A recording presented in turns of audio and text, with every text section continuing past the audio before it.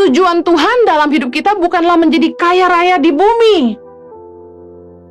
Tuhan mau mengingatkan kita bahwa kita harus memiliki tujuan yang lebih besar dari sekedar menjadi kaya di dunia. Karena tujuan Tuhan dalam hidup kita adalah kekekalan. Tuhan Yesus datang untuk menyelamatkan kita supaya kita beroleh bagian di dalam kekekalan bersama dengan Bapa di sorga. Apa yang menjadi ukuran pencapaian hidup bagi Yesus berbeda dengan ukuran dunia. Jangan tunduk kepada setan demi kekayaan. Jangan meninggalkan iman demi kekayaan, kedudukan, dan ketenaran. Banyak orang yang mencari kekayaan dari kuasa kegelapan. Jangan mencari kekayaan dari kuasa kegelapan. Jangan ingin cepat kaya sehingga engkau menghalalkan segala cara.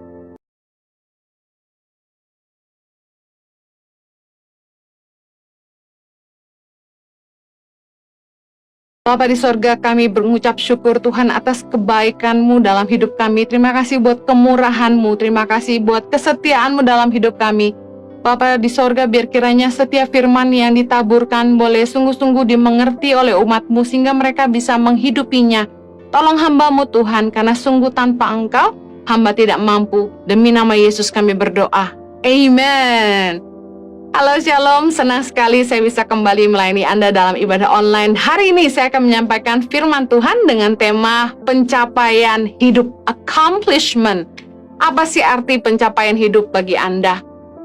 Apa ukuran pencapaian hidup kita di dunia? Ada orang-orang yang berkata, kalau saya tuh bisa sampai di titik itu, saya sudah puas. Ada satu titik pencapaian yang kita sebut dengan saya sudah berhasil, saya sudah sukses. Pertanyaan saya, ketika orang-orang itu sampai di titik di mana mereka inginkan, mereka impikan, selanjutnya apa? Apakah mereka merasa puas? Ada orang-orang yang bilang, kalau aku kaya raya, kalau aku bisa beli apa saja, aku sukses.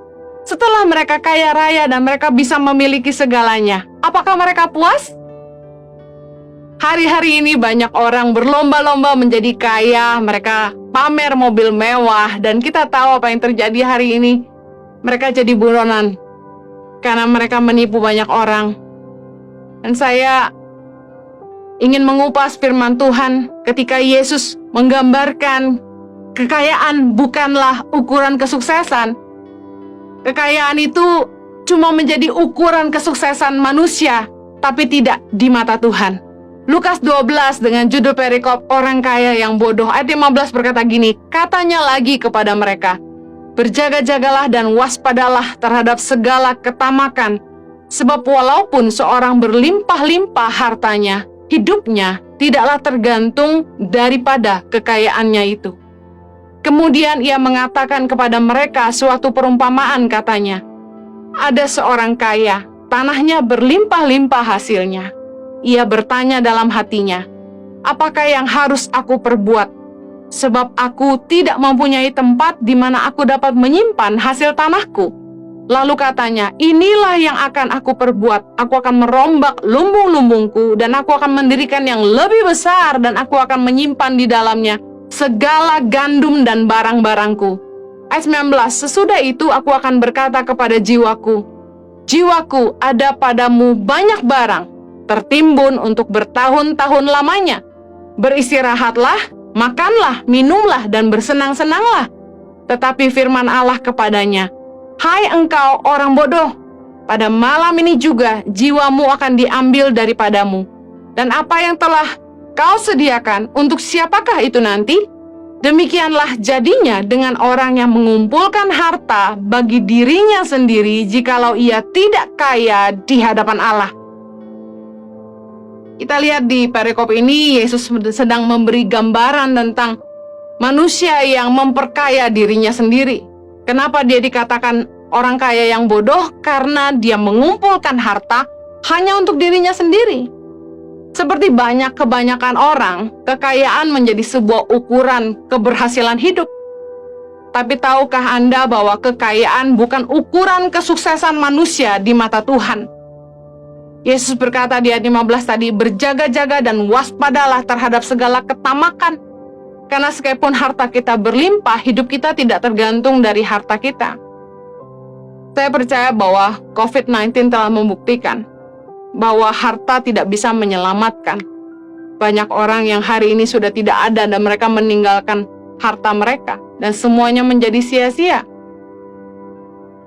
Boleh nggak sih kaya? Sangat boleh. Saya percaya bahwa kekayaan itu adalah karunia Allah. Saya pernah bagikan dalam khotbah yang lain.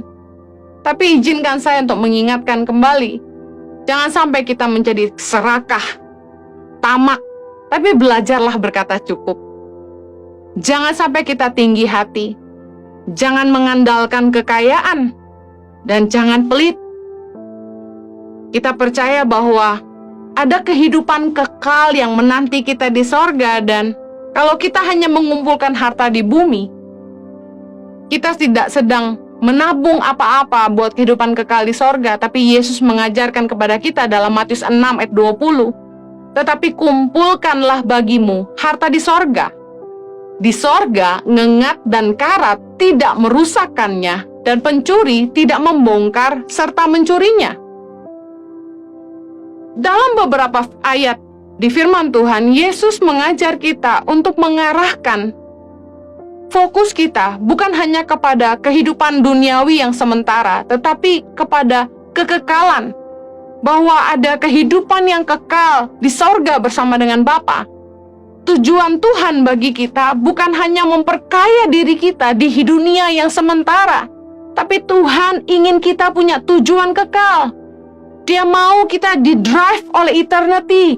Lukas 12 ayat 33 berkata, jualah segala milikmu dan berikanlah sedekah. Buatlah bagimu pundi-pundi yang tidak dapat menjadi tua, suatu harta di sorga yang tidak akan habis, yang tidak dapat didekati pencuri dan yang tidak dirusakkan ngengat. Dari ayat ini kita mengerti bahwa tujuan Tuhan dalam hidup kita bukanlah menjadi kaya raya di bumi. Tuhan mau mengingatkan kita bahwa kita harus memiliki tujuan yang lebih besar dari sekedar menjadi kaya di dunia. Karena tujuan Tuhan dalam hidup kita adalah kekekalan. Tuhan Yesus datang untuk menyelamatkan kita supaya kita beroleh bagian di dalam kekekalan bersama dengan Bapa di sorga. Apa yang menjadi ukuran pencapaian hidup bagi Yesus berbeda dengan ukuran dunia. Waktu Yesus dicobai di padang gurun, mungkin Anda masih ingat di Matius 4 ayat yang ke-8, iblis menawarkan semua yang diinginkan manusia di dunia. Ayat ke-8 bilang begini, dan iblis membawanya pula ke atas gunung yang sangat tinggi dan memperlihatkan kepadanya semua kerajaan dunia dengan kemegahannya, dan berkata kepadanya, semua itu akan kuberikan kepadamu jika engkau sujud menyembah aku. Maka berkatalah Yesus kepadanya, enyahlah iblis, sebab ada tertulis, engkau harus menyembah Tuhan Allahmu, dan hanya kepada Dia sajalah engkau berbakti. Jangan tunduk kepada setan demi kekayaan. Jangan meninggalkan iman demi kekayaan, kedudukan, dan ketenaran.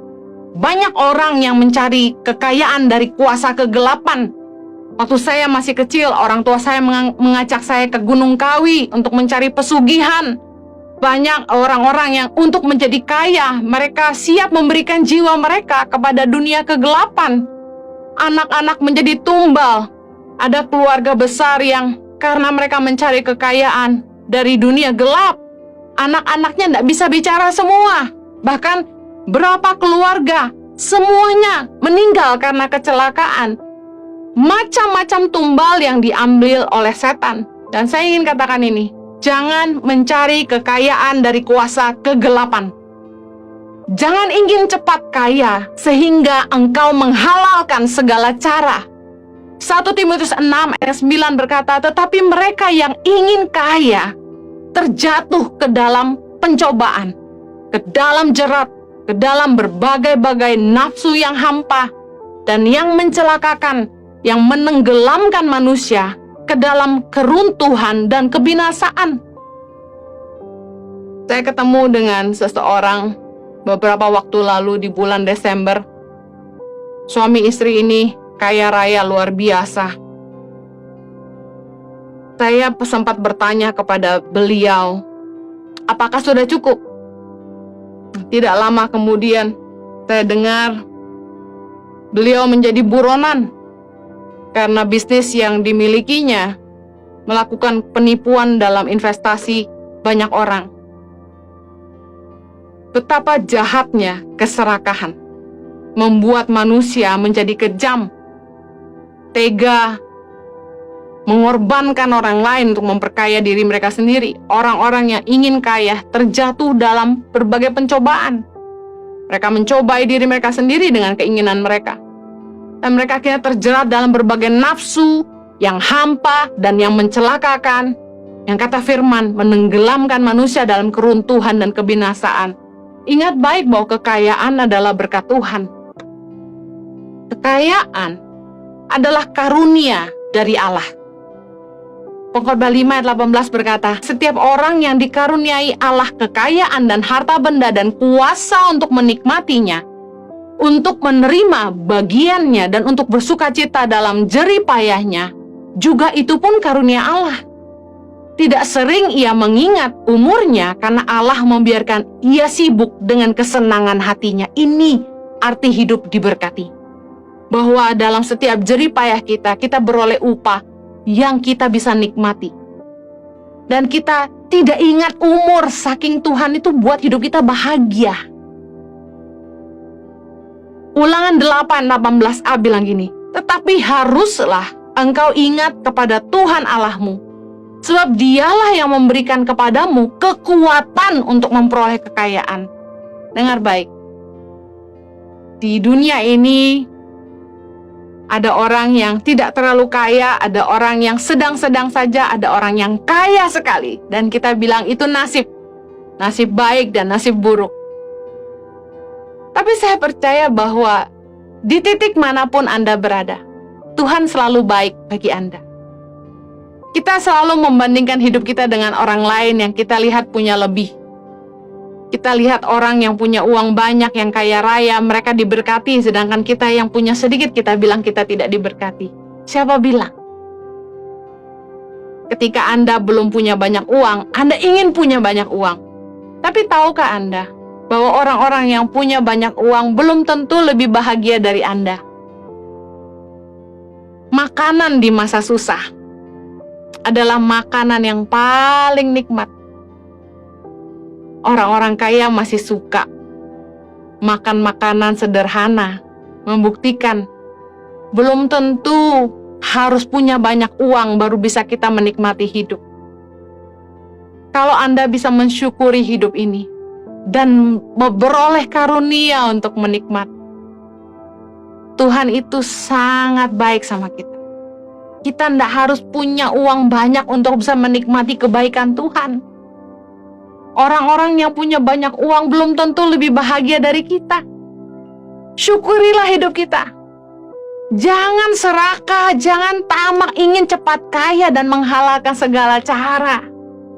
Ada orang yang sudah kaya pun masih ngandalin kuasa kegelapan untuk menjaga asetnya, untuk melipat gandakan kekayaannya. Dengar baik, Tuhanlah yang memberikan kekuatan untuk kita memperoleh kekayaan. Jangan pernah mengandalkan setan. Kalau Tuhan yang telah memberkati kita, Tuhan juga yang sanggup membalikkan segalanya. Jangan sampai kita tidak setia sama Tuhan. Jangan sampai kita melepaskan iman dan berkompromi dengan kuasa kegelapan hanya demi kekayaan. Gak usah kedukun-kedukun, gak usah cari orang pintar. Berkat itu karunia Tuhan. Tapi seberapa banyak Anda yang bisa dipercaya oleh Tuhan untuk menerima berkat yang lebih besar? Itu jauh lebih penting. Kalau kekayaan bisa membuat hatimu berubah, engkau jadi tinggi hati dan melupakan Tuhan, lebih baik engkau tidak usah kaya. Jadi kalau engkau pengen diberkati Tuhan lebih, jaga hatimu. Tetap rendah hati, tetap takut akan Tuhan dan menghormati Tuhan dalam hidup. Mari kita belajar dari Yesus. Apa sih arti pencapaian hidup yang sesungguhnya? Yohanes 17 ayat yang keempat. Aku telah mempermuliakan engkau di bumi dengan jalan menyelesaikan pekerjaan yang engkau berikan kepadaku untuk melakukannya. Ini ukuran pencapaian hidup kesuksesan bagi Yesus di dunia. Bahwa ia telah mempermuliakan Bapa di bumi dengan jalan menyelesaikan pekerjaan yang Bapa berikan kepada Yesus untuk melakukannya. Ukuran pencapaian hidup bagi Yesus bukanlah menjadi kaya raya di bumi. Yesus pernah berkata, anak manusia tidak punya tempat untuk meletakkan kepalanya. Bicara, Yesus itu tidak bangun rumah di bumi, tidak bangun kekayaan di bumi. Yesus tidak cari harta di bumi.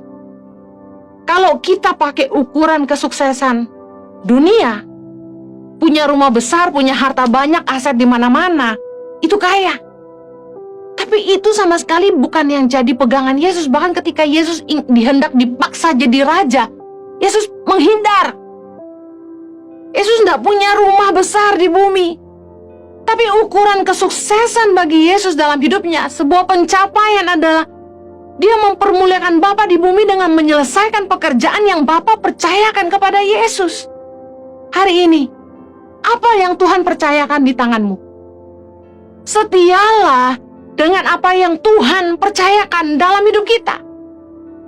Mungkin ada di antara kita yang dipercayakan sama Tuhan menjadi gembala kecil, ketua kelompok sel, mentor di Impact Family ICI.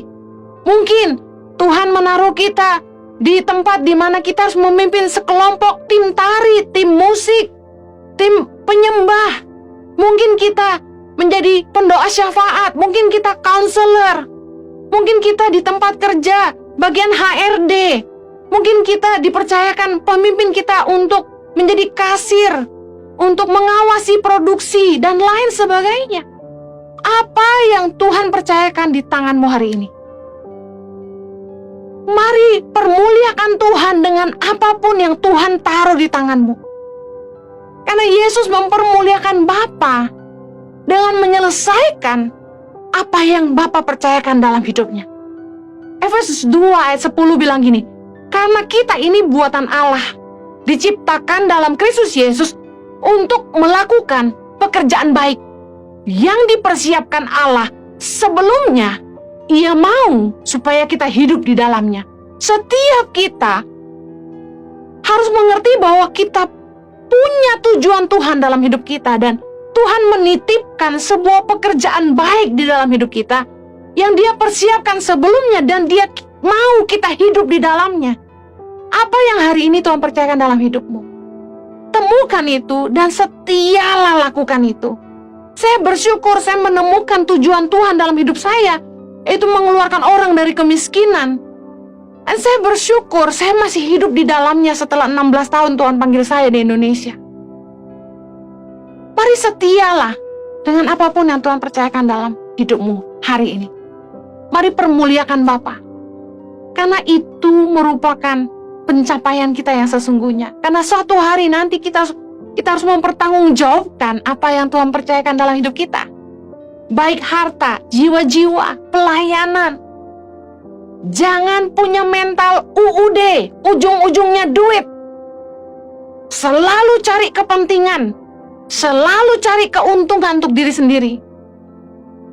Jangan sampai di dalam segala sesuatu yang kita kerjakan, kita selalu punya kepentingan. Saya katakan di khotbah yang lalu, kalau untuk segala sesuatu yang kita lakukan, kita harus dibayar, lalu apa yang bisa kita persembahkan kepada Tuhan? Karena kalau kita lakukan itu lalu kita dibayar, upah kita selesai. Tapi kalau kita bisa lakukan sesuatu untuk Tuhan dan kita tidak dapat bayaran dari manusia, kita tidak terima upah di dunia, kita sedang menunggu upah dari Tuhan di kekekalan. Dengar baik, ini yang harusnya jadi kerinduan kita. Matius 25 ayat 21. Maka kata tuannya itu kepadanya, baik sekali perbuatanmu itu, hai hambaku yang baik dan setia. Engkau telah setia dalam perkara kecil. Aku akan memberikan kepadamu tanggung jawab dalam perkara yang besar. Masuklah dan turutlah dalam kebahagiaan Tuhanmu. Ketika Yesus sedang memberikan perumpamaan ini, saya tersentak dan saya tahu, yes, inilah ukuran pencapaian kita harusnya. Saya rindu suatu hari nanti. Saya dengar Tuhan ngomong gitu sama saya. Well done, my faithful servant. You have done it well. Saya rindu dengar kata-kata ini. Baik sekali perbuatanmu, Henny, hambaku yang baik dan setia. Masuklah dan turutlah dalam kebahagiaan Tuhanmu. Apa sih yang kita cari di dunia ini? Semuanya sementara, nggak ada yang kita bisa bawa mati. Tapi apa yang jadi bagian kita di kekekalan, itu yang lebih utama. Pencapaian hidup kita harusnya bukan hanya apa yang bisa kita peroleh selama kita hidup di dunia ini, tapi apa yang Tuhan sediakan bagi kita di kekekalan suatu hari nanti. Apa yang Tuhan letakkan di bawah kuasa-Mu hari ini. Setialah dengan apa yang Tuhan percayakan dalam hidupmu. Saya akhiri. Pencapaian hidup kita adalah ini. Matius 25 ayat 31. Apabila Anak Manusia datang dalam kemuliaannya dan semua malaikat bersama-sama dengan Dia, maka Ia akan bersemayam di atas tahta kemuliaannya. Lalu semua bangsa akan dikumpulkan di hadapannya. Dan Ia akan memisahkan mereka seorang daripada seorang, sama seperti gembala memisahkan domba dari kambing. Dan Ia akan menempatkan domba-domba di sebelah kanannya dan kambing-kambing di sebelah kirinya. Ayat 34. Dan Raja itu akan berkata kepada mereka yang di sebelah kanannya, mari hai kamu yang diberkati oleh Bapakku, terimalah kerajaan yang telah disediakan bagimu sejak dunia dijadikan. Sebab ketika aku lapar, kamu memberi aku makan. Ketika aku haus, kamu memberi aku minum. Ketika aku seorang asing, kamu memberi aku tumpangan. Ketika aku telanjang, kamu memberi aku pakaian. Ketika aku sakit, kamu melawat aku. Ketika aku di dalam penjara, kamu mengunjungi aku. Saya dalam hidup saya tuh selalu tanya sama Tuhan, masa hidup cuma begini aja? Orang lahir, hidup lalu mati. Siklus manusia begitu terus, generasi ke generasi. Saya bilang, Tuhan, masa hidup cuma begini aja? I believe there is more. Pasti ada yang lebih dari ini. There is hope for eternity. Bayangkan kalau kita nggak punya harapan akan kekekalan. Manusia akan hidup sembarangan. Kalau mereka nggak punya harapan akan kekekalan, mereka nggak tahu untuk apa mereka lakukan semua ini. Dan saya bersyukur bahwa Tuhan selalu arahkan pandangan saya kepada pengharapan di kekekalan, driven by eternity. Saya nggak cari kekayaan di bumi. Saya rindu suatu hari nanti ketemu Tuhan. Dan Tuhan bilang sama saya, well done, Henny. Welcome to my kingdom. Saya percaya dalam firman Tuhan di Yohanes 5 ayat 28 berkata gini, janganlah kamu heran akan hal itu, sebab saatnya akan tiba bahwa semua orang yang di dalam kuburan akan mendengar suaranya. Ayat 29, dan mereka yang telah berbuat baik akan keluar dan bangkit untuk hidup yang kekal. Tetapi mereka yang telah berbuat jahat akan bangkit untuk dihukum. Saya percaya ada upah di kekekalan menanti kita. Jangan henti-henti menabur.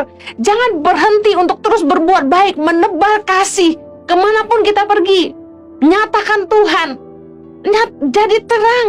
Jadi kasihnya Tuhan buat banyak orang. Saya percaya di kekekalan kita punya pengharapan bahwa kita akan bersama-sama dengan Tuhan. Kita akan bersama-sama dengan Yesus memerintah sebagai Raja. Saya akhiri, ada kepercayaan yang lebih besar menanti kita di kekekalan, yaitu memerintah bersama Dia. Wahyu 20 ayat yang ke-6.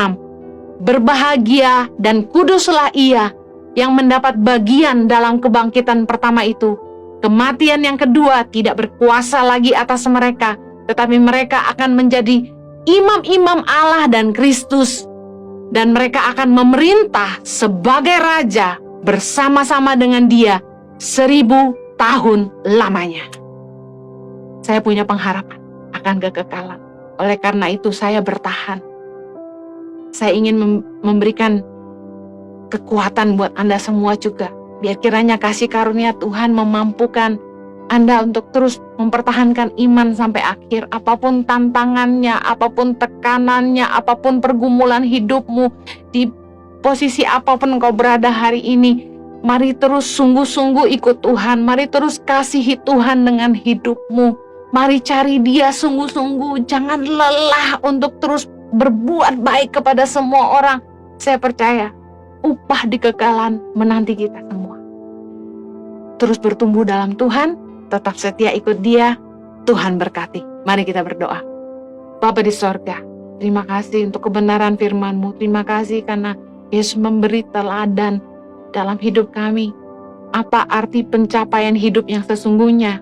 Bukan apa yang menjadi ukuran di dunia, sebuah kesuksesan di mata dunia yang hanya memperkaya diri sendiri, tapi kami boleh melihat bahwa Yesus setia dengan apa yang Bapa percayakan dalam hidupnya, dan kami mau hari ini Tuhan, kami mau sungguh-sungguh mengerjakan semua yang Tuhan percayakan di tangan kami dengan setia. Biar kiranya kami boleh mempermuliakan dengan apapun yang kami kerjakan, agar apapun yang kami kerjakan boleh mendatangkan kemuliaan hanya bagi nama Tuhan, dan kami beroleh upah di kekekalan. Terima kasih Bapa. Kami mengucap syukur buat kebaikan-Mu. Demi nama Yesus kami berdoa. Amen. Tetap semangat. God bless you. Saya percaya kita semua sudah berkati firman Tuhan sampaikan Henry Kristianus. Pencapaian hidup bukan untuk jadi sukses atau mencapai semua keinginan dan cita-cita kita, tapi tujuan daripada pencapaian hidup melakukan kehendak Tuhan. Jangan lupa direnungkan dan dilakukan sehingga kehidupan kita maksimal berbuah dan berdampak. Segenap hati mengucapkan banyak terima kasih atas support dan dukungan Bapak Ibu. Saya berdoa biar setiap benih yang sudah tabur menguatkan mereka yang dibantu memperluas kerajaan Allah, dan Tuhan yang tidak pernah berhutang akan mengembalikan berlipat kali ganda. Mari kita persiapkan hati kita untuk berdoa. Bapa di surga, kami bersyukur untuk ibadah Tuhan menyertai dari awal tengah sampai akhir. Segala kemuliaan bagi Tuhan. Hamba saat ini berdoa buat umat-Mu yang sakit Tuhan sembuhkan, yang lemah Tuhan kuatkan, yang putus pengharapan Tuhan beri pengharapan yang baru, yang sedang dalam menghadapi kebutuhan biarlah Tuhan menyediakan. Buat mereka yang sedang membutuhkan pasangan, Tuhan berikan pasangan hidup. Buat mereka yang sedang membutuhkan persiapan pernikahan, biar Tuhan memperlancar. Buat mereka yang membutuhkan keturunan, biar Tuhan memberikan buah hati. Mereka membutuhkan modal usaha, biar Tuhan menyediakan modal usaha yang terbaik. Mereka yang mencari kerja, biar Tuhan menyediakan pekerjaan. Mereka yang membutuhkan biaya untuk bayar hutang, bahkan cicilan, serta juga untuk pinjaman-pinjaman, biar ada berkat-Mu yang terduga-duga datang dalam hidup mereka. Bahkan mereka yang dihutangi pun, orang yang meminjami boleh mengembalikannya. Buat umat-Mu yang kehilangan, biar Tuhan menghibur, menguatkan, serta juga menggantikan yang terbaik. Hamba juga berdoa buat pemerintah bangsa Indonesia agar Tuhan menjaga dan melindungi dengan hikmat Tuhan, dan keputusan yang mereka ambil adalah keputusan bijaksana. Hamba berdoa cegah segala keputusan yang bukan dari Tuhan, tapi biarlah terjadi adalah keputusan dari Tuhan, sehingga membuat politik makin stabil, ekonomi makin kuat, dan juga pandemi makin terkendali. Bahkan juga hamba berdoa buat umat-Mu yang sedang menjalankan liburan Lebaran ini, biarlah Tuhan menjaga dan melindungi liburan mereka, perjalanan mereka, sehingga mereka juga boleh menikmati waktu-waktu liburan mereka bersama dengan teman, keluarga. Dan kami juga berdoa biar Tuhan boleh menjauhkan mereka dari perselisihan dan konflik serta kecelakaan ataupun sakit penyakit, sehingga mereka boleh kembali ke rumah mereka dengan selamat, dan mereka sudah dicas dengan kekuatan dan refreshing yang datang dari Tuhan, dan sejahtera selalu mengikuti mereka. Hamba juga berdoa untuk umat-Mu yang sudah memberikan persembahan dan donasi. Setiap benih yang mereka tabur Tuhan perhitungkan, sehingga mereka makin diberkati dalam karir, makin diangkat Tuhan, usaha mereka makin lancar, pernikahan mereka bahagia, rumah tangga mereka rukun, anak-anak juga boleh hormat dan berprestasi dalam studi, takut akan Tuhan. Bahkan segala pergumulan mereka hadapi, Tuhan boleh berikan jalan keluar yang kekuatan, serta apa yang menjadi kebutuhan mereka Tuhan boleh cukupkan. Sakit penyakit mereka Tuhan sembuhkan dalam nama Yesus. Mari kita angkat tangan kita untuk menerima berkat daripada Tuhan. Kiranya Tuhan memberkati engkau berlimpah-limpah, memperos darahmu ke kanan kiri, mengangkat karirmu tinggi-tinggi, buat setiap usahamu berhasil, dan studimu tidak ada yang gagal. Dan kiranya Tuhan menghalaukan engkau dari segala malapetaka, sakit penyakit mara bahaya. Dan kiranya berkat yang ada di bawah bumi, muka bumi, bahkan di atas bumi ini tercurah melimpah-limpah dalam hidupmu, sehingga hidupmu bukan sekedar diberkati, tapi jadi berkat bagi banyak orang. Hamba memateraikan dengan firman kasih karuniamu di dalam nama Tuhan Yesus Kristus. Kita semua sudah berkati, sama-sama katakan amin.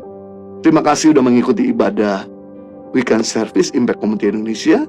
Jangan lupa mengikuti ibadah besok hari Minggu jam 10. Dan saya bersama dengan Henny Christianus dan keluarga besar Gereja Impact Community Indonesia mengucapkan selamat Lebaran.